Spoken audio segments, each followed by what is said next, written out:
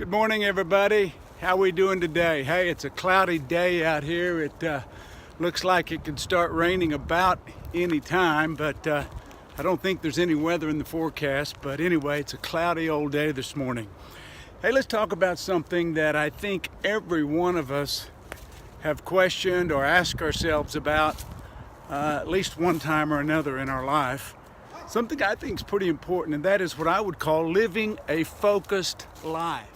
I see three things that are very, very important when it comes to living a focused life, and they're probably not what you would think that they would be. I think the first thing is getting a better grasp on your life purpose. It's almost impossible to stay focused if you don't know what you're here for, and believe me, that's a journey, and I'll talk a little more about that.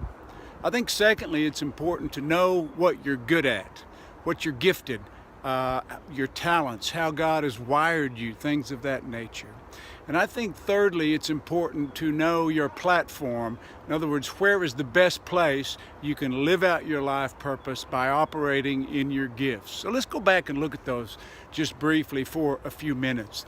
You know, I think life purpose is one of those things that is what I would call an elusive subject. You know, about the time you think you get it figured out, man, it's gone. You know, it's like, I thought this is what the Lord wanted me to do. I thought this is who I was. But you know, it is elusive, and I think that is a God-given thing. Life purpose is the idea of a calling, an idea of a burden, and it's more about who you are than what you do, although what you do is involved in it, okay?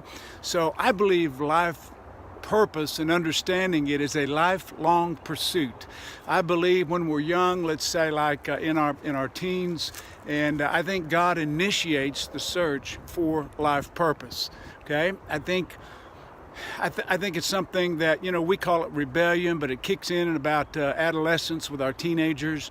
And, you know, we call it rebellion, but really it's God initiating that search for you and within you so that you can find out and live out and become all that God has called you to become. It's called your life purpose.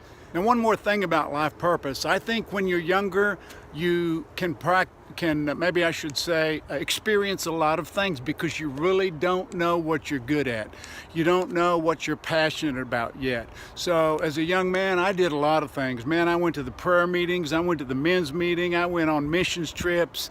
You know, there every time the doors were open, and I began to find out what I was passionate about, all right?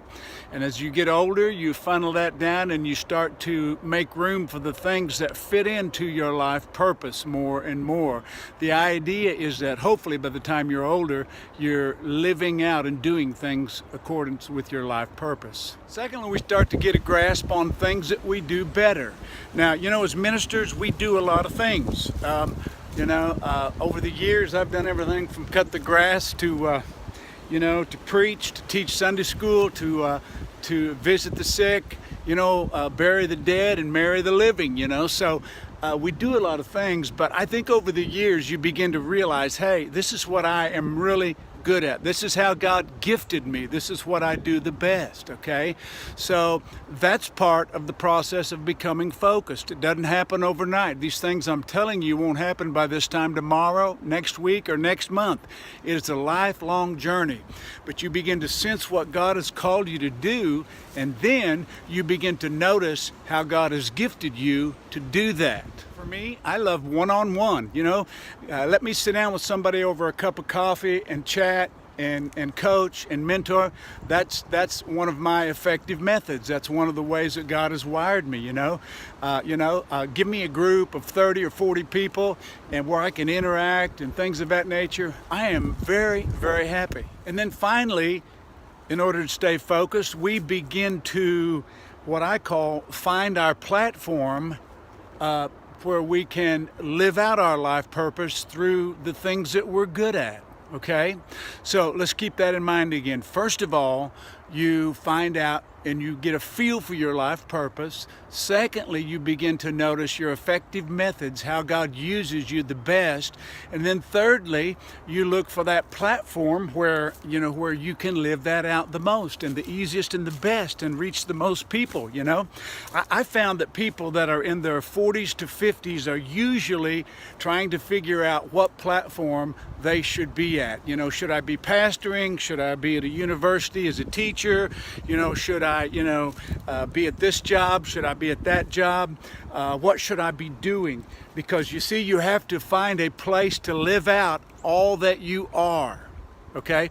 So living a focused life has to do with pursuing your life purpose and then having enough self-awareness and God awareness to realize what you're good at, and then finally to find that right place, that right platform, that right job description that lets you live out your life purpose through your God-given gifts and reach the most people possible.